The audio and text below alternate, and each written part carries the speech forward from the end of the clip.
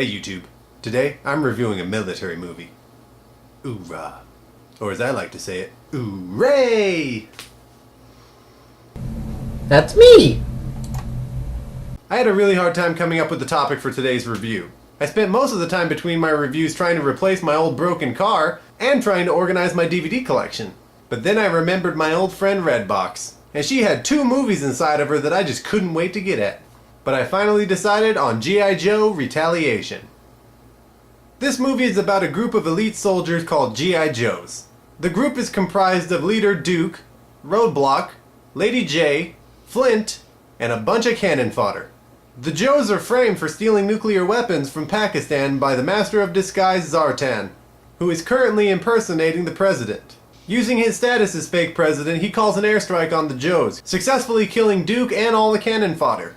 Elsewhere in the world, members of Cobra named Storm Shadow and Firefly break into a maximum security prison in order to free the Cobra commander, leaving Storm Shadow injured in the process.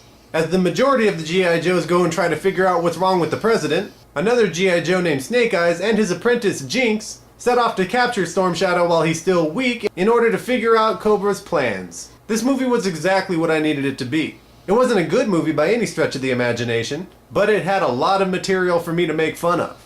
And the movie wasn't even that bad. It was certainly better than that first piece of crap they put out. But I would have to admit that the movie was pretty stupid. I mean, they opened the movie by breaking into some facility to rescue some Asian guy and never explained to us what any of that has to do with the rest of the movie. But in the process of that, they ask for a distraction, and their big idea for a distraction is to have their sniper shoot the cup of one of the guards. Look, a good distraction makes all of the enemies look in one direction while you're doing something in the other direction. By having your sniper shoot the guard's cup, it just puts everybody on alert, and the fact that they don't know where he is going to make them look everywhere for what shot the cup. And then they have that Flint guy climb into the guard station for no reason, to do nothing, and then leave it at that.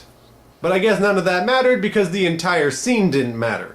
They break in, steal the Asian dude, leave, never talked about again. I also got really irritated at how the Joes figured out that the president was an imposter. I mean, granted they had a step in the right direction because the normal president probably wouldn't call an airstrike on them. So that's suspicion number 1. But the rest of the evidence they found was complete bullshit. In the past, the president held his hands like this, and now he holds his hands like this. Also, he calls soda pop now. Hell, even people in the movie realized that that was a flimsy premise.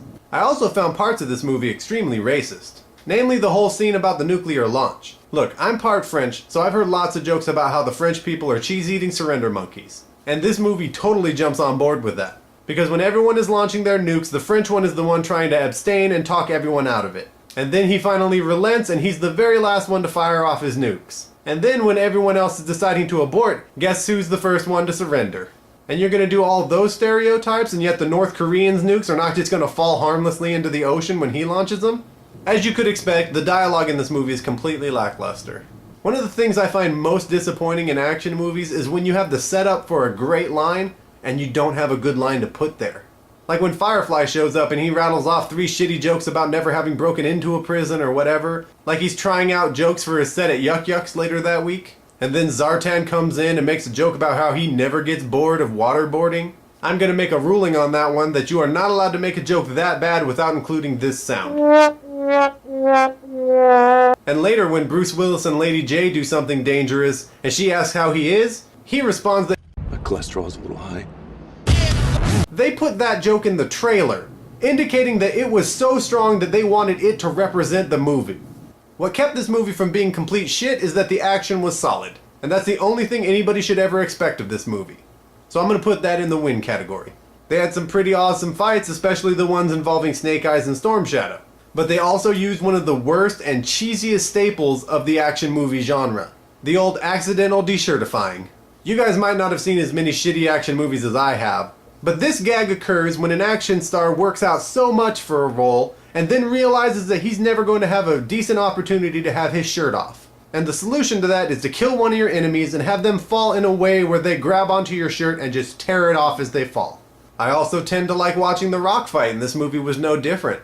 Although I would have to say that the best piece of action he was involved in was when he caught the keys that Bruce Willis threw him. Did you see that shit? He wasn't even looking. And the movie also looked really good. The destruction was great. Yeah, fuck you, Harry Potter. The cast in the movie also did great, but I always like watching The Rock in movies. I would say that he definitely could use some work on his hoo-rahs, especially since that was probably the most used word in this movie. And in case you're wondering, number 2 was Joe. But the one he did towards the end of the movie was more like a frightened scream than a confident shout. Let's kick that ass. Let's kick that ass. I also got confused at the part where he told the character Mouse to keep a live round in his mouth to keep his teeth from chattering. First of all, that seems dangerous, and wouldn't a spent bullet shell do the exact same thing? And second, I got to wondering what would happen if he swallowed that thing. Would stomach acid dissolve the bullet in such a way to make it go off inside of his stomach? And if so, can I get a volunteer to try it? I would also say that Channing Tatum did a decent enough job in this movie. I thought he had a pretty good amount of chemistry with The Rock, but Channing Tatum also wasn't in the movie very long because his character dies right in the beginning of the movie. I think. Because you see him get blown up, and then you see The Rock come back and get all sad over the dead body of a white dude that looked vaguely like Channing Tatum, but they never really got close enough to his face to find out for sure. So I guess he's dead? And then I would have to agree with The Rock that his catchphrase, "Drive it like you stole it," definitely does need some work. First of all, nobody currently in range of your voice is actually driving something. You're all standing in the cargo hold of an airplane. So you need to get a catchphrase that either references your current situation or is just a complete non sequitur. I recommend you start each mission with "To grandmother's house we go." I also found myself very pleased with Adrienne Palicki's performance as Lady J. She didn't actually do anything to impress me, but she was really hot. I'd like to see her be a little bit more like Lady BJ, if you know what I'm saying. Like when she was trying to deliver an emotional story about how her father didn't believe in women in the military because he didn't believe in putting his life in the hands of a woman, all I could think about was what I would love to put in the hands of that woman. So that's all I have to say about G.I. Joe Retaliation. I would not go so far as to recommend that you purchase this movie, but I would be perfectly comfortable recommending it for a rental. Go talk to my old friend Redbox, she'll hook you up. So that's all for now. Don't forget to like and comment on my videos and subscribe to my channel. Every week I'm running out of ideas for what to do my next video on, so don't forget to give me some requests if you'd like to see me review something. And I will see you guys next time. My name is Robert, and G.I. Joe Retaliation has just been reviewed. So now you know, and knowing is half the battle. G.I. Joe!